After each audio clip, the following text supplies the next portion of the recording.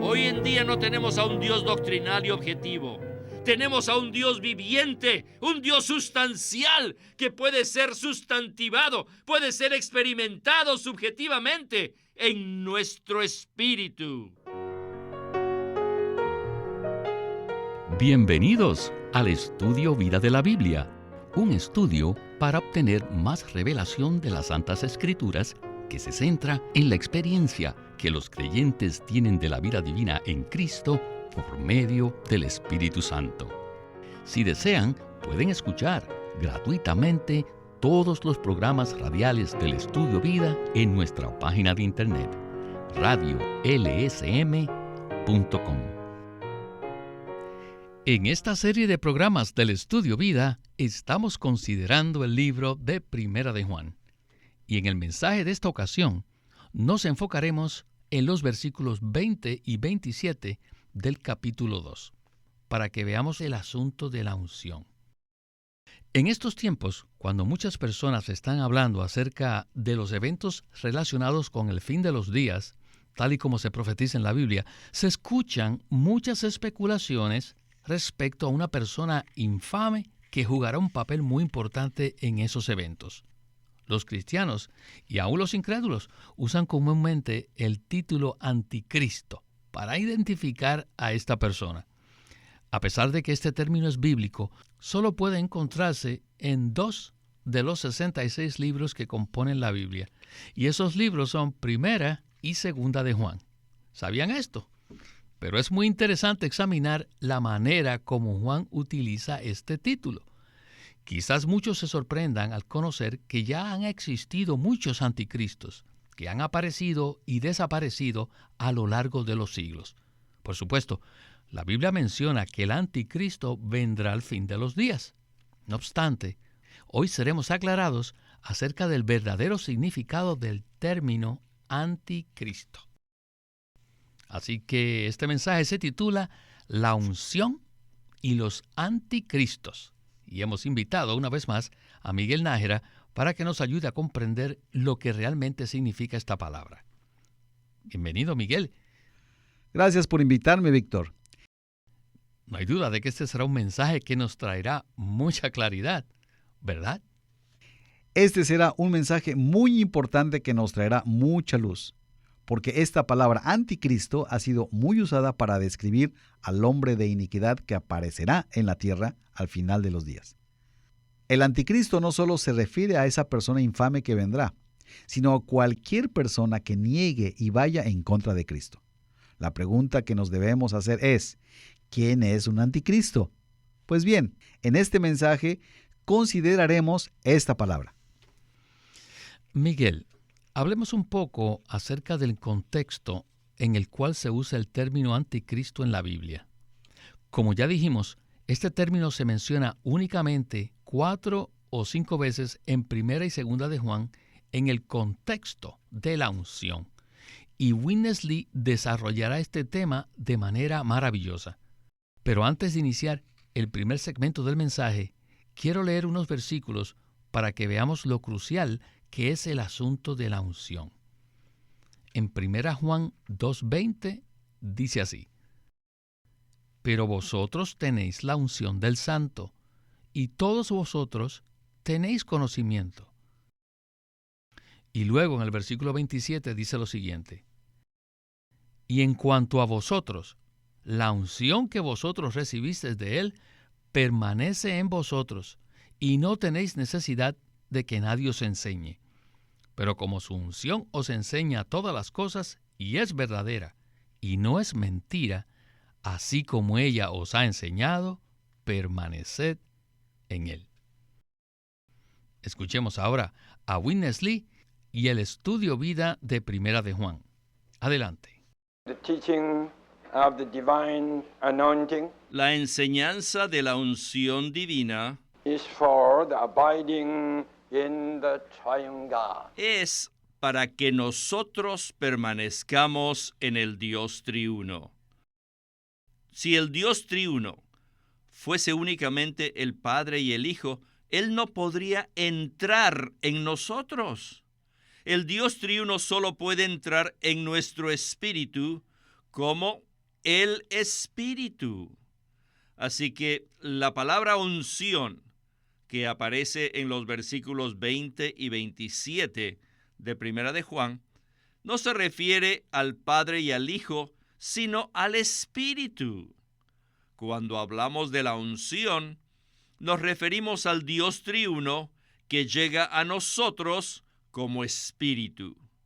Cuando el Dios triuno nos alcanza y entra en nuestro espíritu como espíritu vivificante, Él se mueve y opera en nosotros. Y este mover y este actuar es la unción. La unción tiene mucho que ver con que nosotros permanezcamos en el Señor. Si se corta o se daña la unción, entonces no podremos permanecer en el Señor. Y si no permanecemos en el Señor, nos será muy difícil mantener la comunión y no podremos disfrutar las riquezas de la vida divina. Pero en los tiempos del apóstol existía una herejía que decía que Jesús no era el Cristo. Ajá. Sin embargo, aquí tenemos un problema de lenguaje.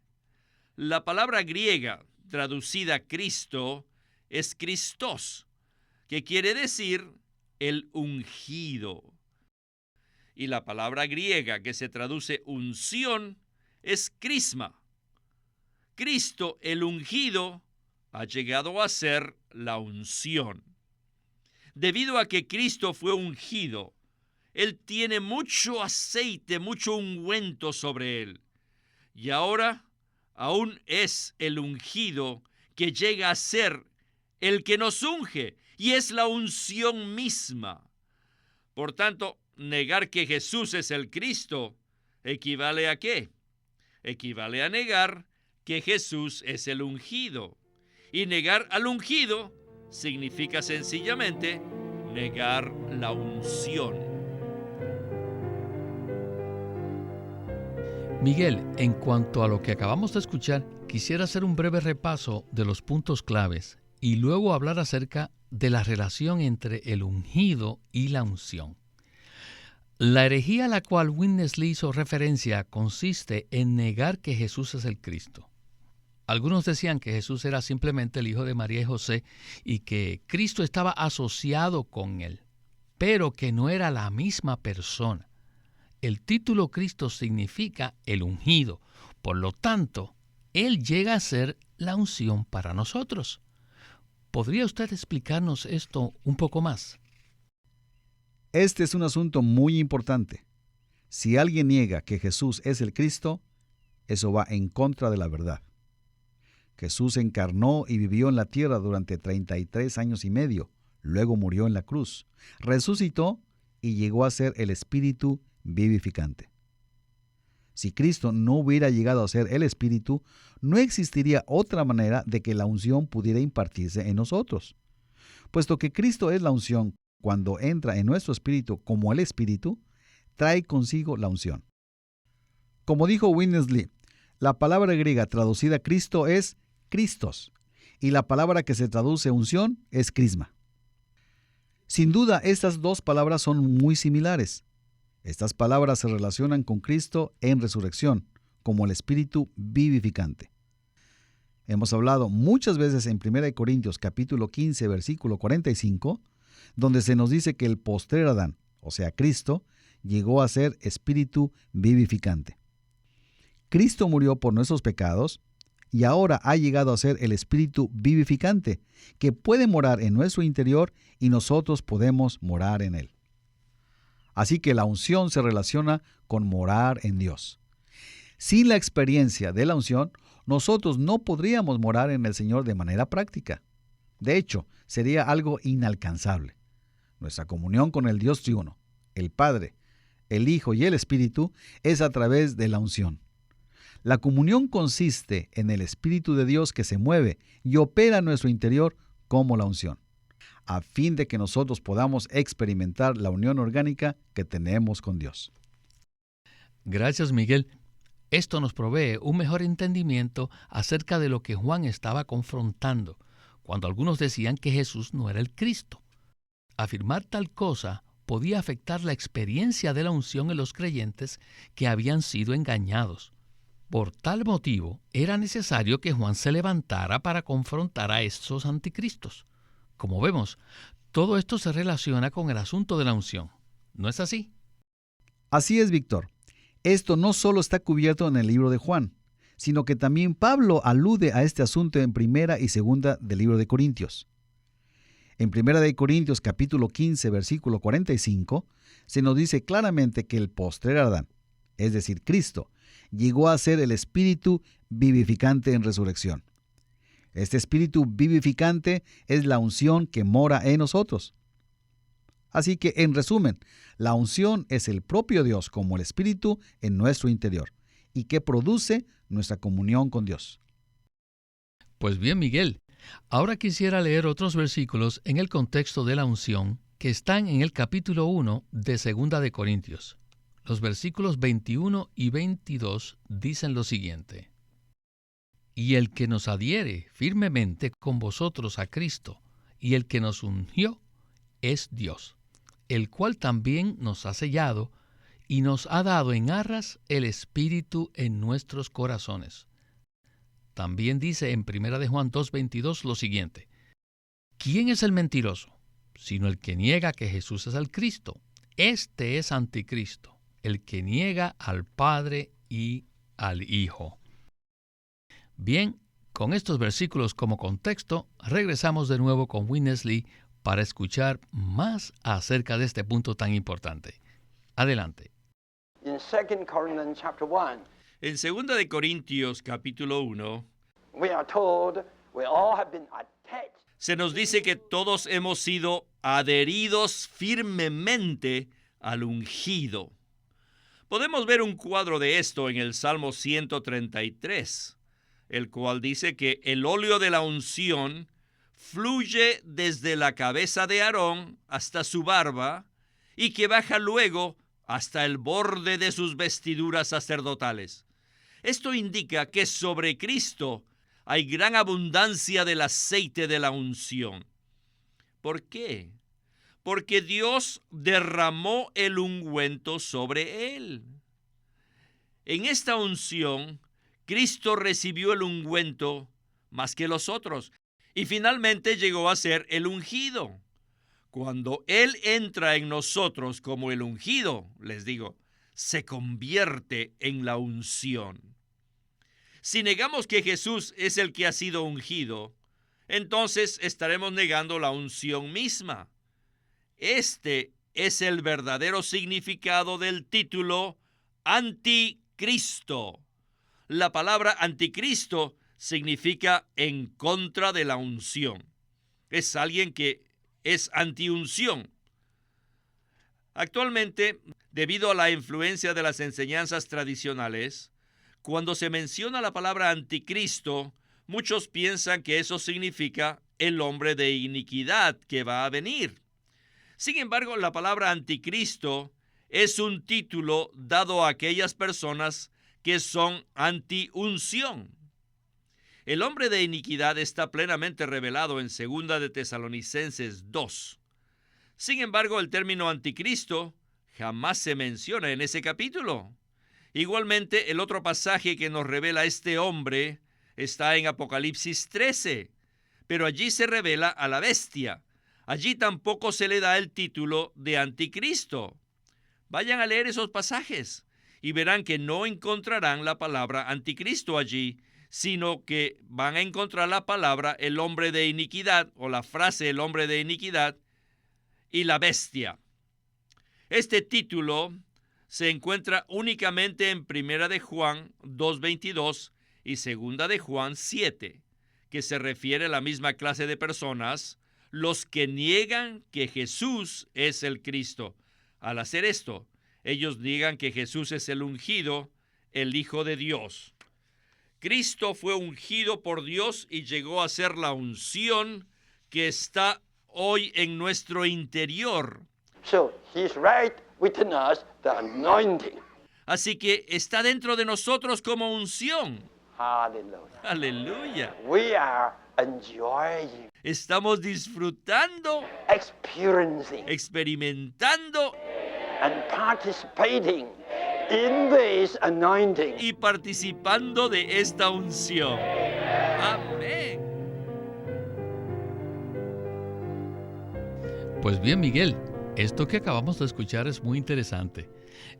Leí de nuevo 2 Tesalonicenses, que habla acerca del hombre de iniquidad, lo cual es una identificación clave de la personalidad o característica de la persona que se manifestará al final de los tiempos. En Apocalipsis 13 se hace referencia a esta persona como la bestia. No es del todo incorrecto, entonces, referirse a esta persona como el anticristo. Pero el punto es que la Biblia solo usa ese término relacionado con el hecho de que Cristo sea el ungido y la unción. Sin duda esto nos trae mucha luz, ¿verdad? Por supuesto, Víctor. Y además nos ayuda a darnos cuenta de que necesitamos la unción para disfrutar la salvación y el Cristo que mora en nosotros. Tenemos la unción del Santo y podemos permanecer en Él, debido a que Él ha entrado en nosotros, para llegar a ser la realidad de nuestra comunión con Cristo. La comunión que tenemos con Cristo depende por completo de que nos demos cuenta que la unción mora en nosotros.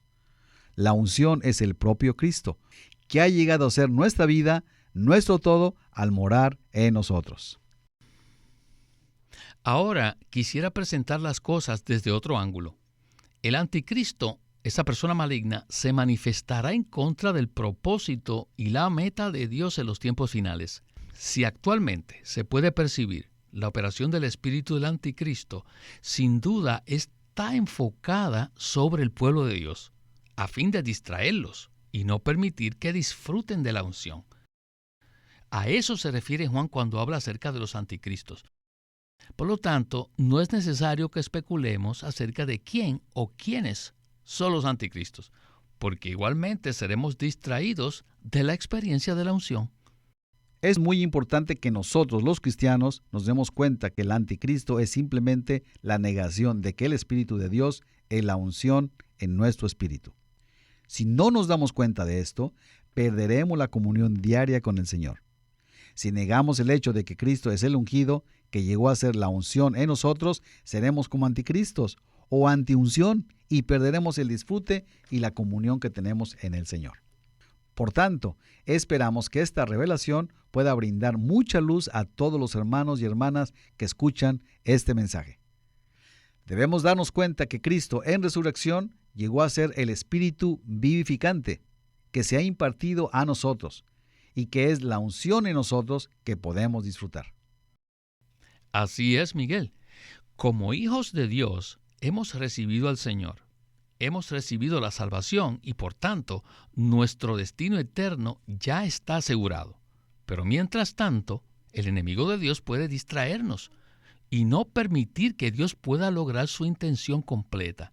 Por ende, necesitamos darnos cuenta que el enemigo de Dios usa cualquier cosa para distraernos y evitar que experimentemos la unción. Es maravilloso el cuadro que se nos presenta en el Salmo 133, donde el sumo sacerdote recibe el aceite de la unción abundantemente sobre su cabeza, hasta el punto que fluye hasta su barba y finalmente hasta el borde de sus vestiduras. Este es un cuadro de Cristo, quien recibió la unción por completo.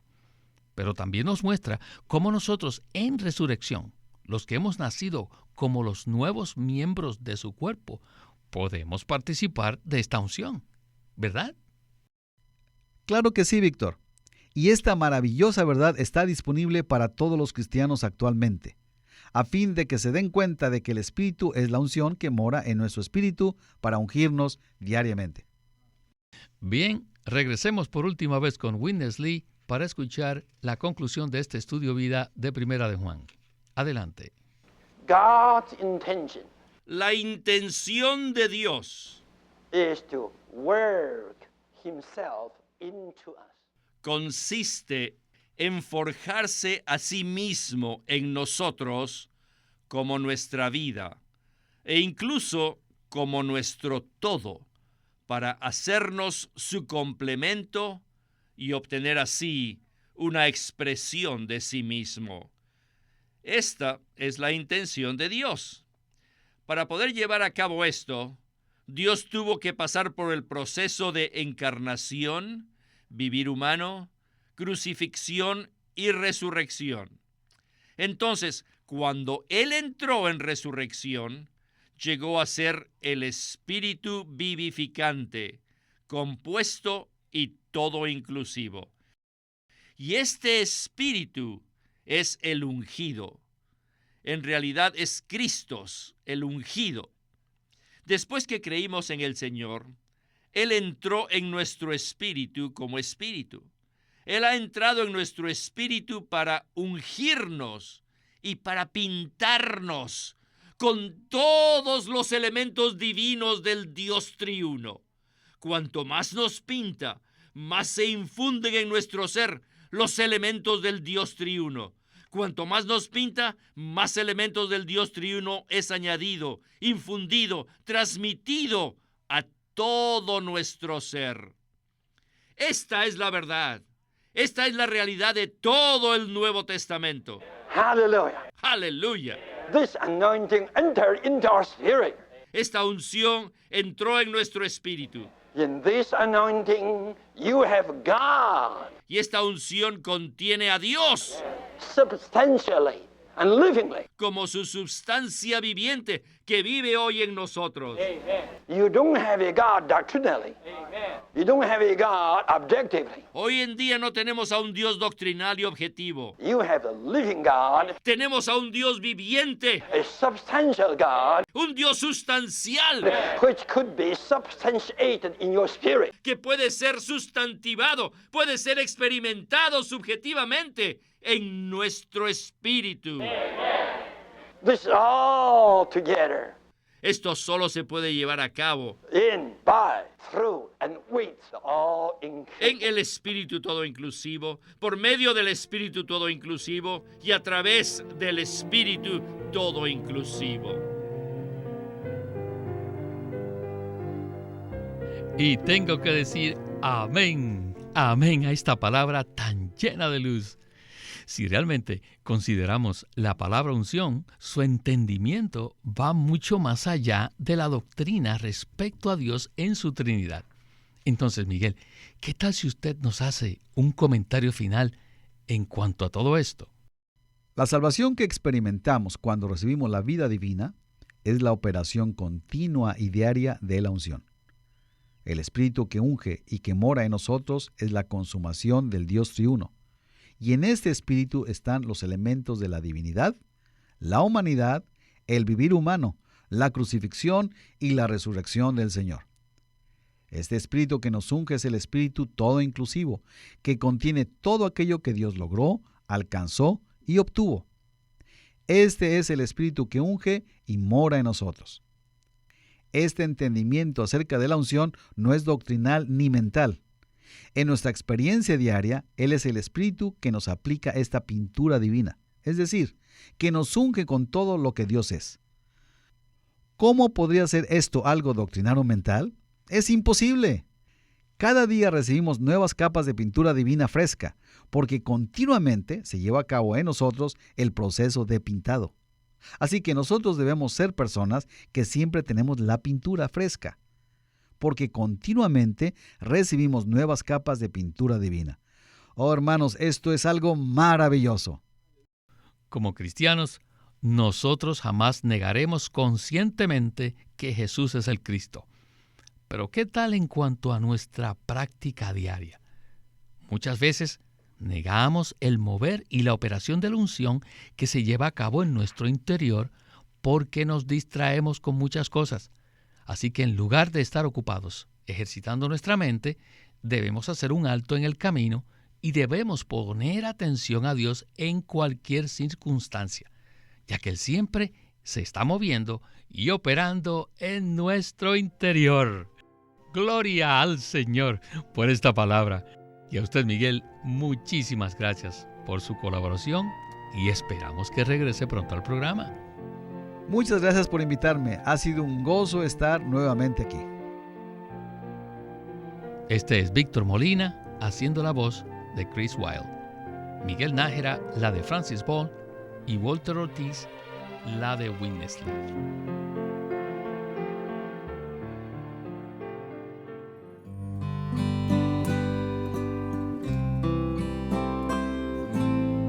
Queremos presentarles el libro Cómo estudiar la Biblia por Watchman Nee.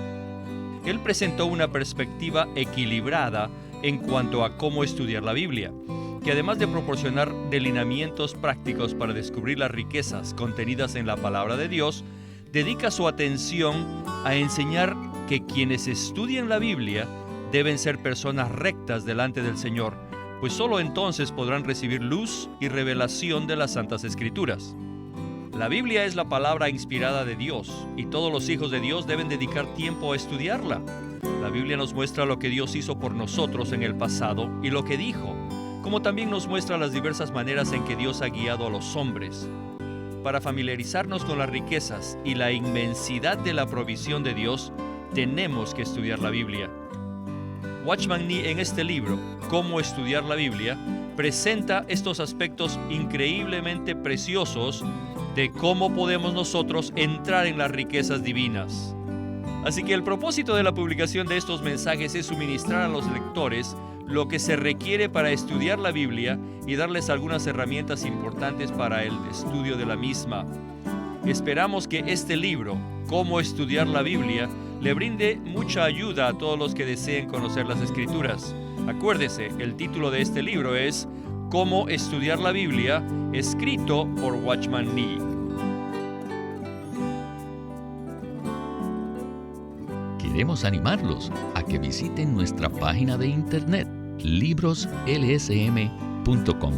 Allí encontrarán los libros impresos del ministerio de Watchman Nee y Witness Lee, la Santa Biblia versión recobro con sus notas explicativas, y también encontrarán folletos, himnos, varias publicaciones periódicas y libros en formato electrónico.